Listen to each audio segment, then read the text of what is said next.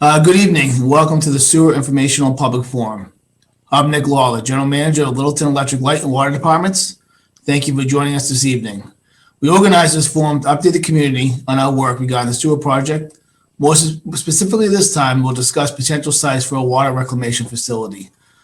Last time we talked to you folks, we were here to discuss the discharge site. This is the other, important piece of the project. I'm joined today by Dave Ketchen, our Assistant General Manager, who will present to you further on this issue. If you have questions, we ask that you either use the question and answer feature on Zoom or email us at info@lelwd.com. Dave and I look forward to answering any questions you might have after his presentation. We'll also provide written answers to questions and post them on our webpage that we have dedicated to this very important issue. That webpage is lelwd.com/sewer-department. On this page, you'll find more information about the sewer project as it relates to our community. Now, I'd like to turn over to Dave Ketchen, who's been a workhorse on this project and has prepared this presentation for you folks tonight. Thanks, Dave. Thanks, Nick. So as Nick said, following the presentation, we'll answer as many questions as possible. You can either use the Zoom feature or email them to info@lelwd.com. If we don't get to everyone's questions tonight, questions will be answered by us after the meeting and posted on our website. So everyone bear with me while I pull up my presentation.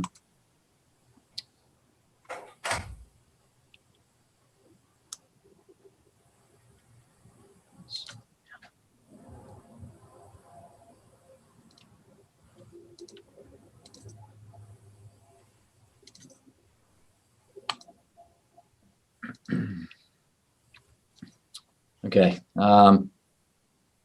Can you see that, Kirby? Can you give me a thumbs up if you can? You're good, sir. Awesome. Thank you. Okay. So as Nick stated, the presentation tonight's going to be on the Littleton Smart Sewer Project regarding the reclamation facility site selection. Here's a quick overview of the presentation. We'll give an update on October special town meeting results, the sewer needs assessment, and other project updates.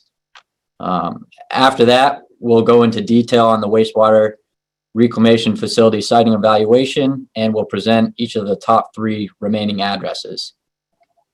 Pictured here is a membrane filter plant that might be a similar size to the one we're proposing to build.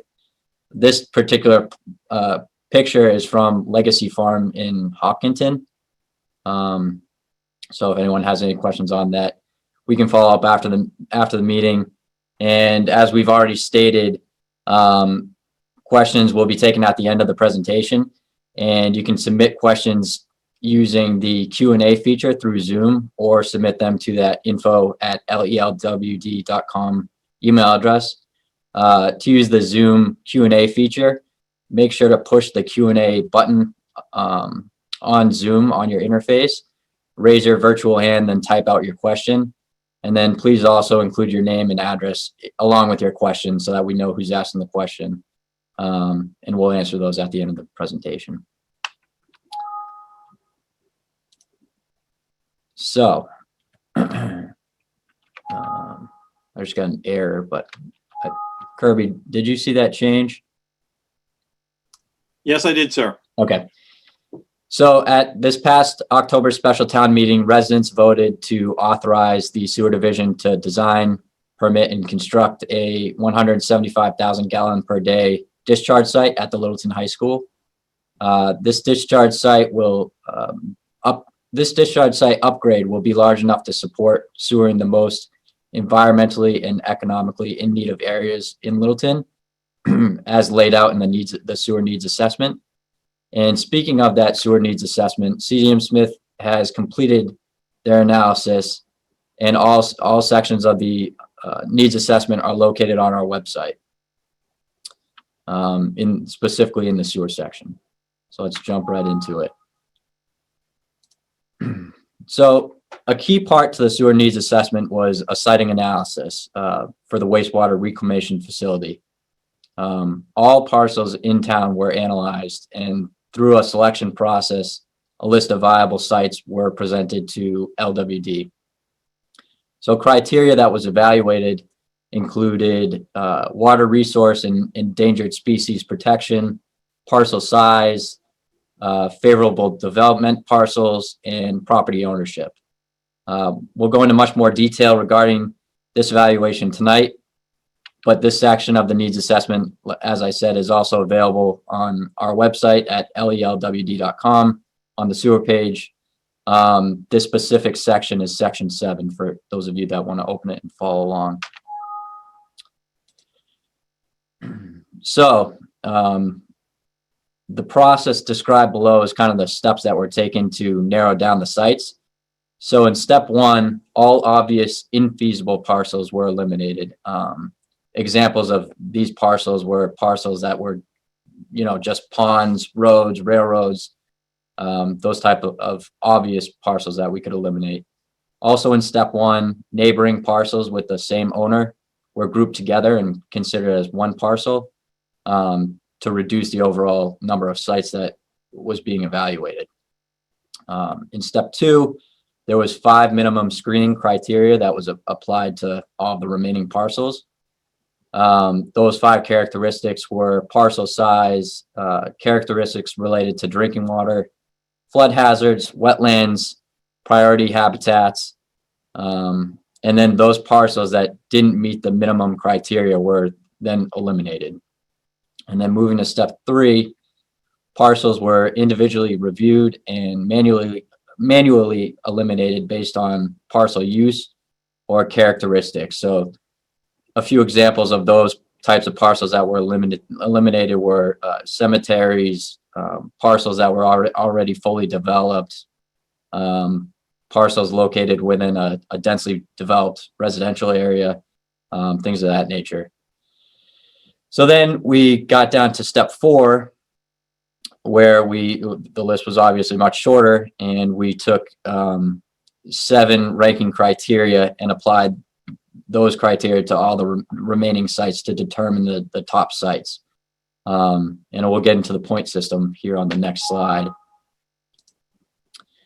So this is a table of the point system here. So we'll kind of go by the criteria step by step here. So it's more cost effective and resource efficient to develop on a site which is not currently developed, which is why undeveloped parcels were given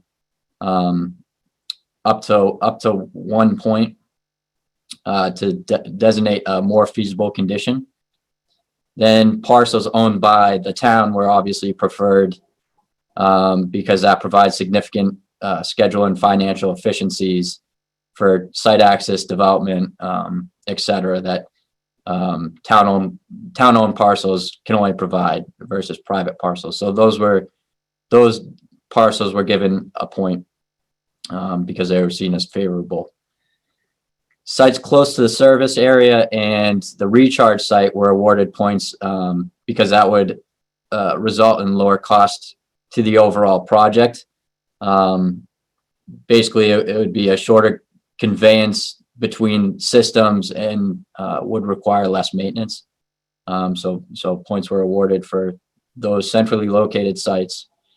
And then sites were evaluated for their accessibility to Route 2 and 495, which in Littleton, we're pretty lucky that both of those roads are very accessible to us pretty much throughout the entire town. And then parcels were also evaluated if they were in a wellhead protection zone 2 area. And if they were, then they were negatively ranked. And wellhead protection zone 2 area is essentially an area of an aquifer which contributes to a water well under the most severe pumping and recharge conditions that can be realistically anticipated. So any sites located around the zone 2 area were eliminated or given negative points. I'm sorry, not eliminated. And then finally, parcels that overlap with areas designated as protected or recreational open space were given negative points as well for obvious reasons there too. So here's a table of the top sites. This is the top 30 sites in the ranking list.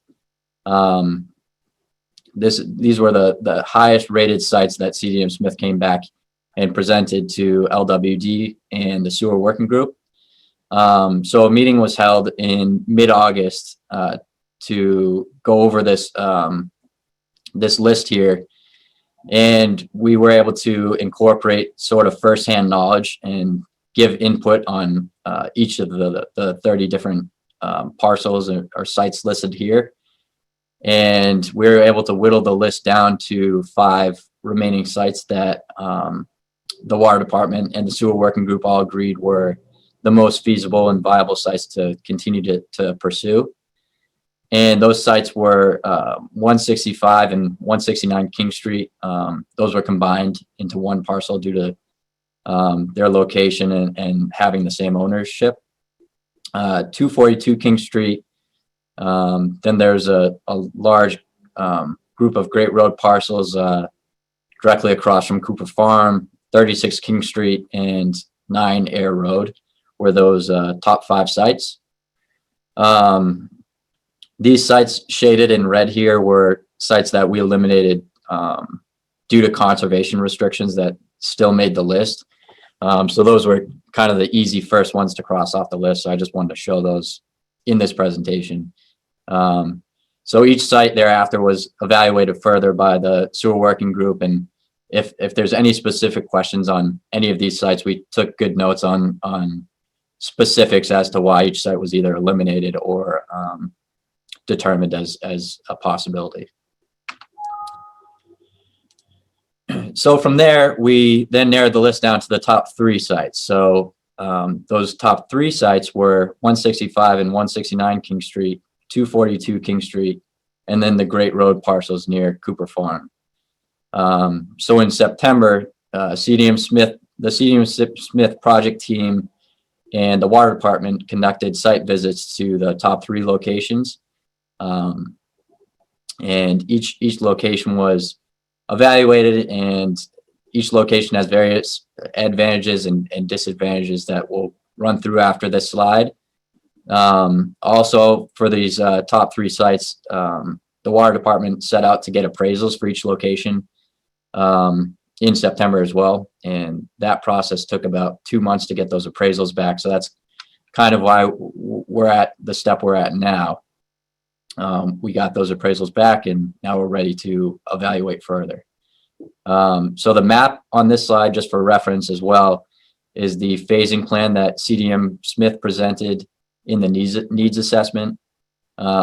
So our main focus initially would be phase 1A, which is the Littleton Common area, and then potentially even phase 1B, which we're calling the Beaver Brook area, but it's the green shade north of 495 that includes Great Road and the whole Beaver Brook area. So that's kind of the phasing plan. The needs assessment goes into more detail on it. We also talked about it in our last public forum. So if you missed that one, I'd encourage you to watch it on LCTV.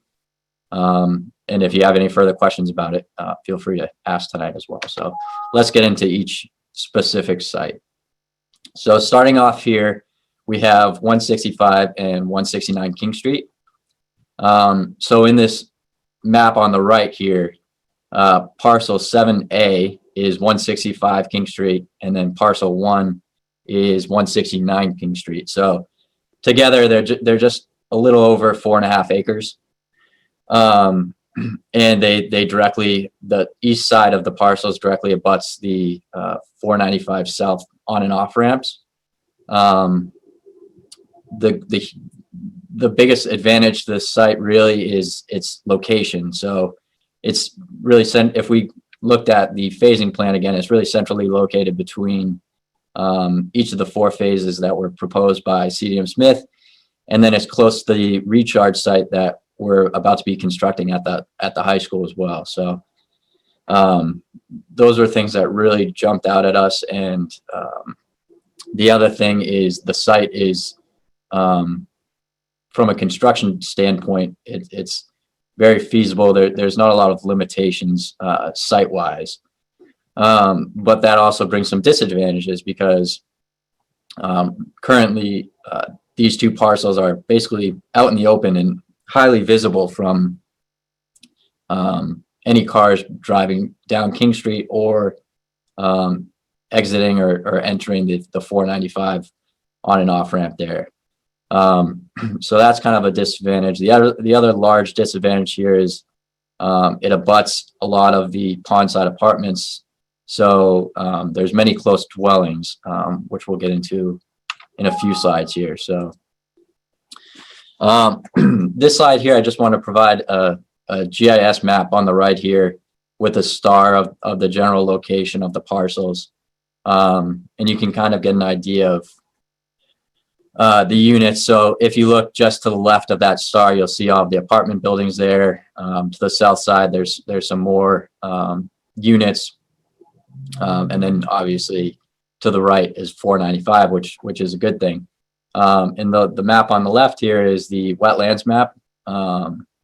And the light green shaded and blue shaded areas are wetlands there. So you can see this, both of these parcels really aren't affected by wetlands at all or the floodplain. So let's get into the dwelling radius here. So this map shows basically a radius with the center of the circles in a location where the treatment plant could end up.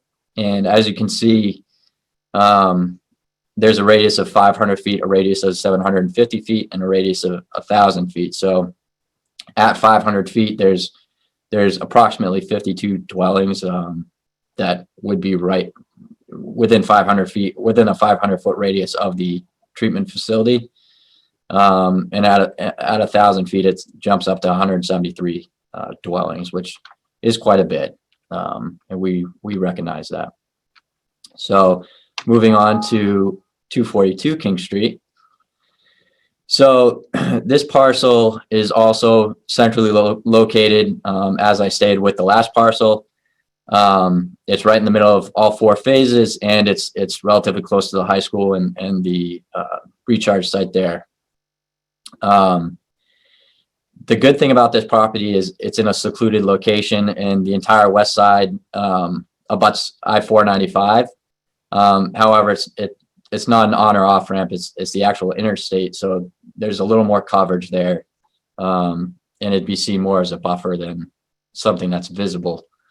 The treatment facility at this site would actually be built somewhere in the northwesternly corner of the parcel, so it'd be pushed right up against 495 and sort of in the back of the parcel, not where the house is on the King Street end, but more towards the back of where the tree coverage begins.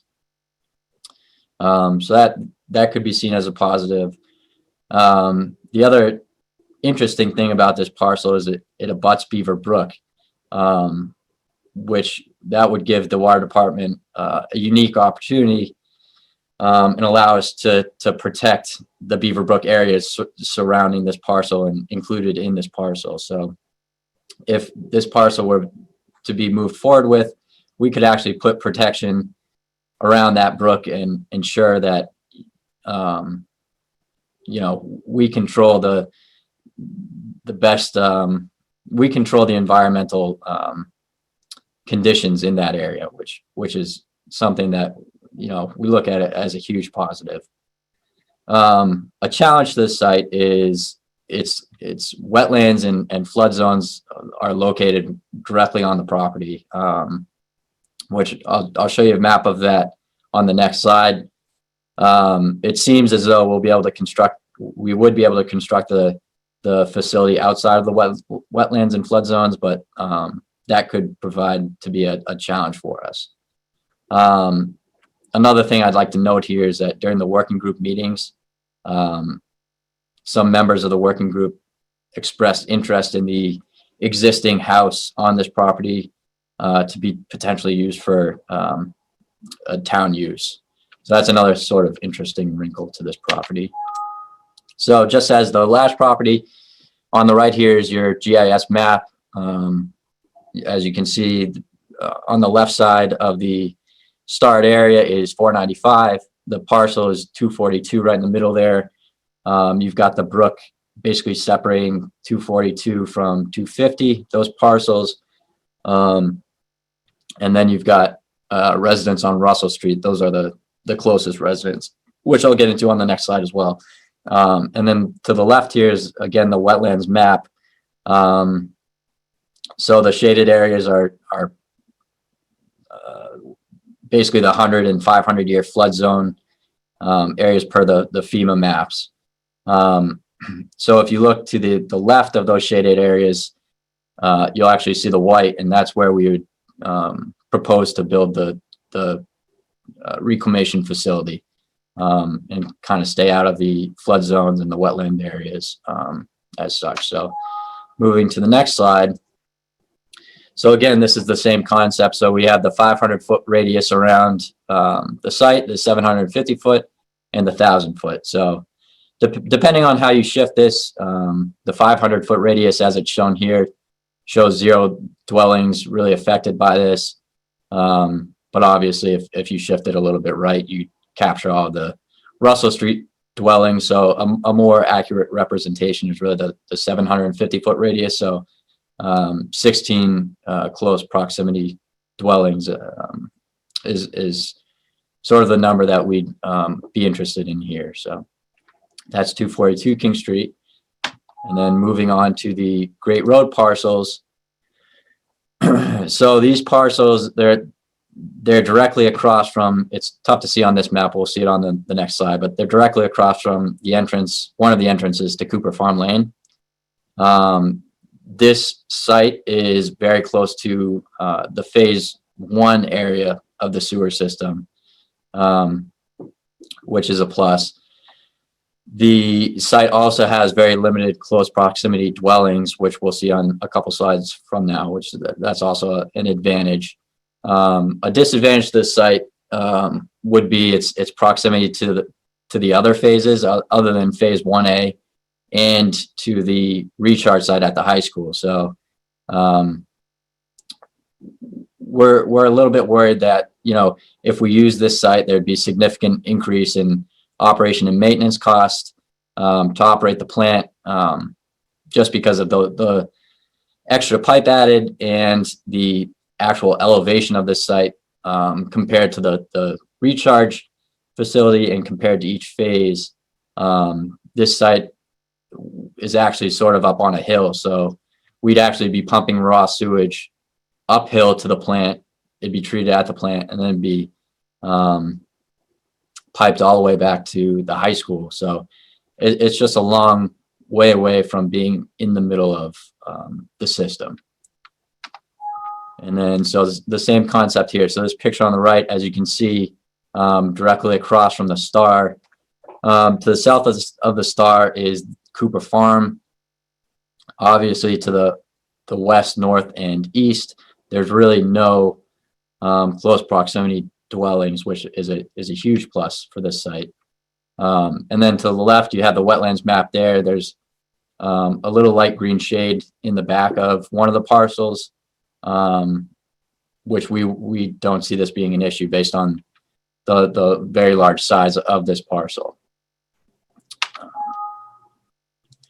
And then getting to the dwelling radius map here. So as you can see, within 750 feet, you want to really get a few parcels here, and within 1,000 feet, you get most of Cooper Farm, but that's about it. So that's approximately 19 parcels, give or take, based on where you center those radius circles. So that's all I have for the presentation. So the next steps here, we're going to answer questions tonight concerning anything anyone has questions on. Really, we're hoping to answer more specific questions on the top 3 parcels. We can get into details on the appraisals, really anything anyone has questions on. After tonight, we're working on the design of the sewer discharge site. So we really hope to have that completed hopefully by the end of winter. And then moving from there, the Board of Water Commissioners, at one of their upcoming meetings will determine, the next steps forward for the sewer division and what our plan is going to be for next town meeting. And sort of getting everyone's input tonight will have a lot to do with that decision as well. And then we hope to have another public forum in either January or February to give another update and take more questions then. So now I will stop sharing my screen and we can open up to questions. All right, Dave, the first question we got says, is there a way to place this facility at the high school? And they mentioned that they think it would be ideal if at all possible. Yeah, so that was definitely evaluated. Nick, I don't know if you have any specific details on that location. Yeah, it's a real tough location. Quickly the sewer working group kind of ruled it out. Even CDM Smith didn't love it. The proximity to children is just, it's an operational plant. We didn't feel that it was necessarily the best place to rebuild. We understand why the town did it at the time. It was a great opportunity when they started the sewer, their first, municipal sewer department. But for the long-term growth and needs of the town, it makes more sense to actually get off that site and let the school utilize it for more school functions. This would be a lot bigger than the existing facility that's there now, so it would be quite a change and impact to the schools. Great. Okay. Another question. Will you purchase this land before next town meeting? And will this land be purchased regardless of the sewer project moving forward? So I'll take a shot at that one, Nick. So I think we kind of answered this last public forum as well. We don't plan to fully purchase any sites before next town meeting.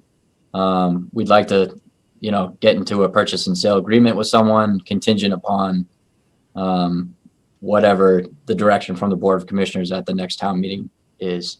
Nick, I don't know if you have anything you want to fill in on that. Yeah, I would just, if the parcel has the sole, benefits of the community as being a site for a treatment plant, that's one thing. But, we think that, some of these parcels might offer other opportunities. So, I know we talked about 242 King Street. The select board had mentioned maybe a possibility of working, with the existing dwelling and making, affordable housing or something like that. And then there's also the opportunity to maybe protect some land there. So whether or not we move forward with the sewer project, there might be other needs that can be met that the commissioners might want to move forward with. But that's really a question for the board. If it was just for setting up a plant, I think the board would want to wait until we see the outcome of the town meeting vote in spring. All right, next question is, are costs also a factor in the location? Yes, costs are definitely a factor in the location. We want to get a site that's most feasible as far as property valuation, as far as construction, as far as operation and maintenance for the future system. So cost is absolutely a huge factor that's going to play into this decision. And then a follow-up question to that was, how many acres are needed?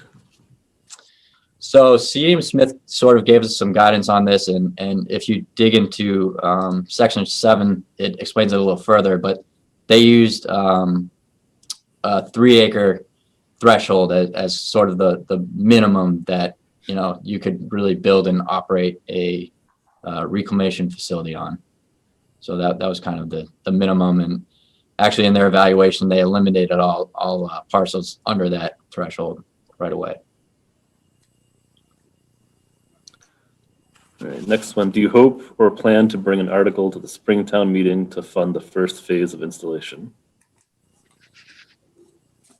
Want me to take that, Nick, or do you want to take that? Yeah, I can take it. Yeah, absolutely. I mean, I think we've had this project now for just over a year. The needs assessment was something that was very important to the staff and the board here to make sure we, understood the project that we were given by the select board, make sure we were comfortable with how to move it forward. We're at that point now that, and if you haven't read the needs assessment yet, I encourage all residents to read it. It does a very thorough job at kind of laying out what the town of Littleton faces for sewering needs holistically, and not just at the common. The common was definitely a goal of the select board and the water commissioners, and something that would be in our first phase. But we're ready to move an article forward. The next step is to kind of get the board and the FinCom on the same page with the financing plan moving forward. Okay, next question. Will the site selection depend on whether an anaerobic digester or Quirk system is built? So that was evaluated in the needs assessment as well. So we actually, CDM Smith evaluated 4 different sewering options. One was a centrally located reclamation facility. One was a Quirk. One was multiple reclamation facilities, smaller facilities throughout town that were more central to each different phase. And then one was interconnecting to a neighboring municipal system, which AIR was actually the system that was evaluated. And after all the cost analysis came back, the centrally located membrane technology plant was actually the cheapest and most feasible option to go with. So the site selection will be dependent, well, not dependent, will incorporate a centrally located membrane system plant rather than a Quirk plant. All right. Next one. How long will design and construction of the reclamation facility take? Another tough question to answer. It's really hard to say without knowing the exact phases we're going to build out yet, the exact location we're going to build the plant or anything like that. I think we'd hope to push to have the design done in under a year. I don't know, Nick, if you have any thoughts on that. And then construction will really depend on which phases we actually end up building out and when. So that's to be determined, unfortunately.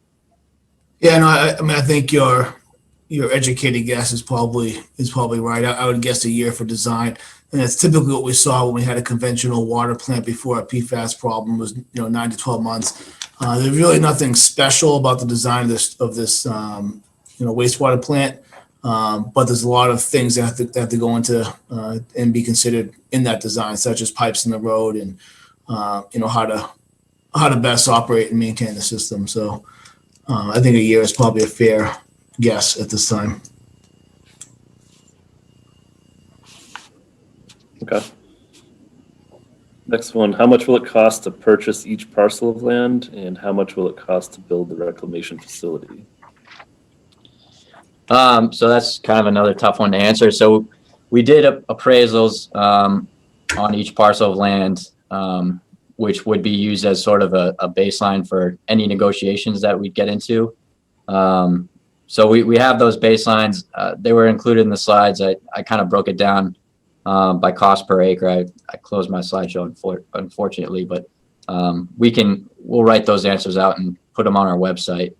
And then what was the second part of that question, Corey? How much will it cost to build the reclamation facility? Okay. So that's another not tricky question to answer, but I believe from the needs assessment, the actual facility was just estimated just over 20 million.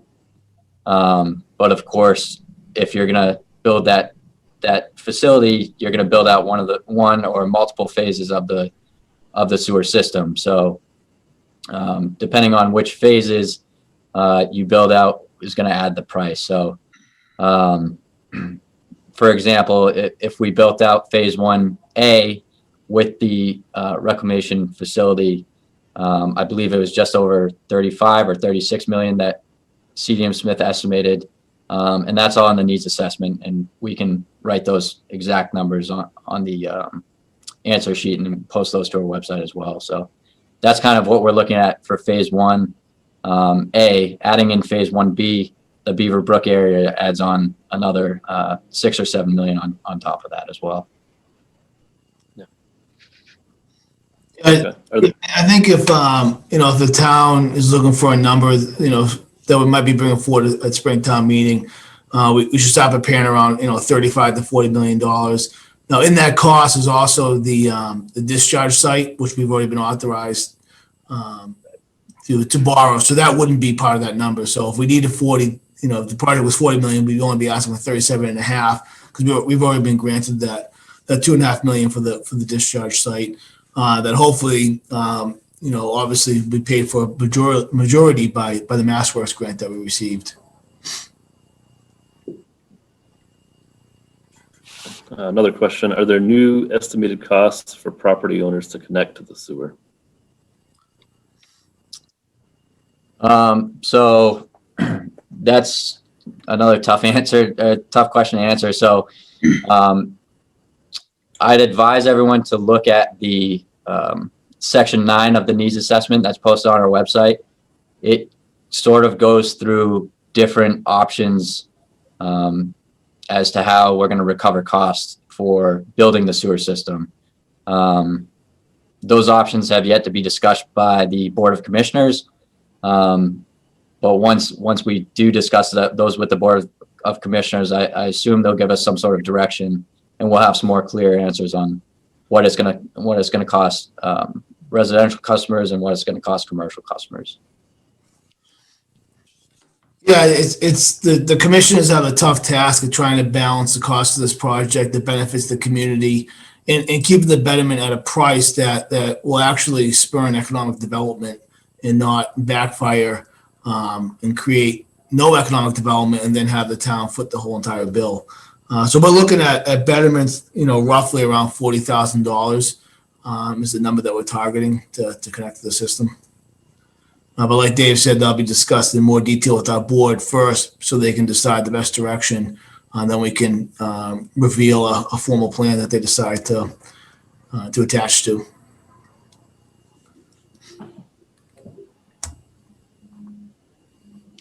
Okay. I'm not seeing any more questions come in. Okay. If anybody has any last burning ones, try to get them in now. Oh, here comes one more. Is there a plan for a loan program? Yeah, you want me to take that, Dave? Yeah, if you don't mind. So this would all be done through a betterment, and this would most likely qualify. And I see Anthony Ansari's on the meeting, and he was, he did a good job when the select board had this project to get this project qualified through the SRF program. We've since been removed from that program due to the change in the project and the delay in the construction. But I'm confident, and we've had talks with the SRF folks that we can get this project back on that program. So it wouldn't be through a loan, but we're building all our financial models around 30 years. So that betterment would be paid by the customer over 30 years at hopefully a relatively low interest rate through the SRF program. I think right now they're at about 2% borrowing fee percentage, and because we're a housing choice community, we get half a percent off. So we'd be able to borrow 1.5%, and those costs just get passed on to the connected user. So they would benefit from our ability to borrow on the SRF program.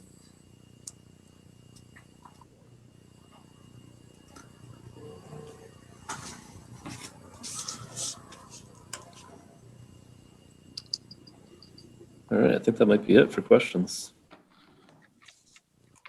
You have one more. Mr. Zeldin has just raised his hand.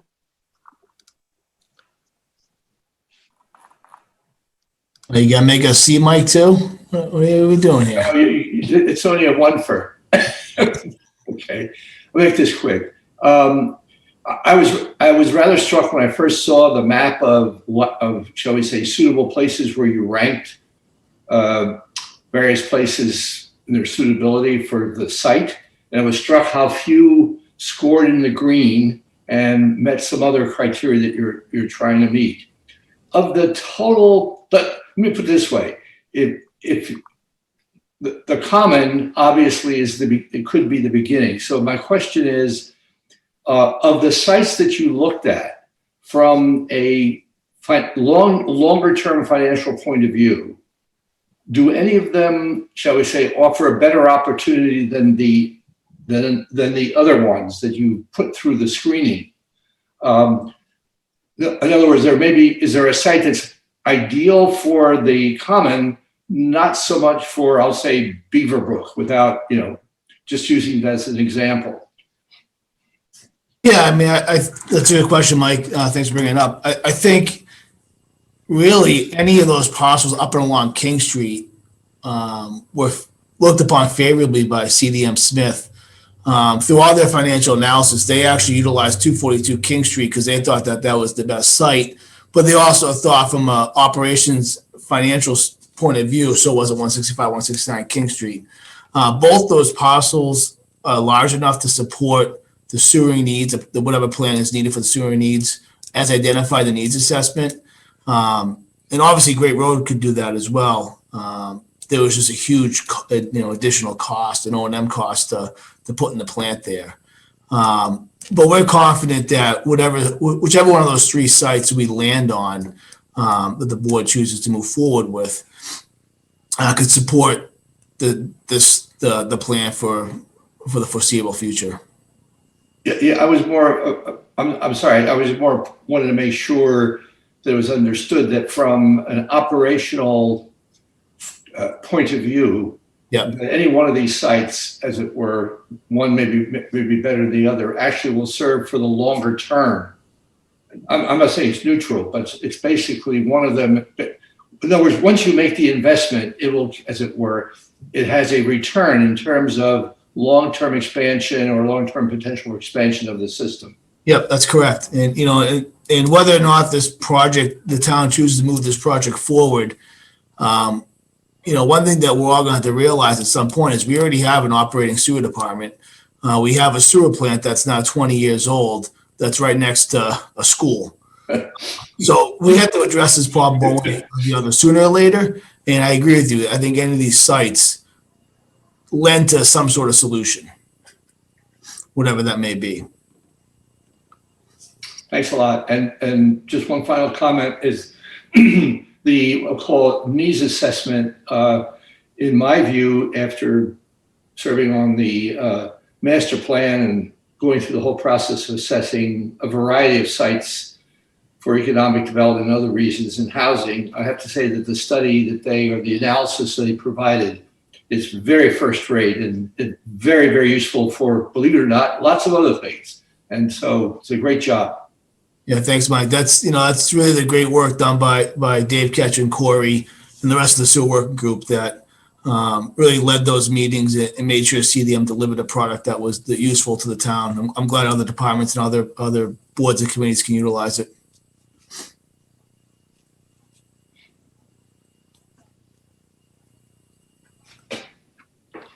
Okay.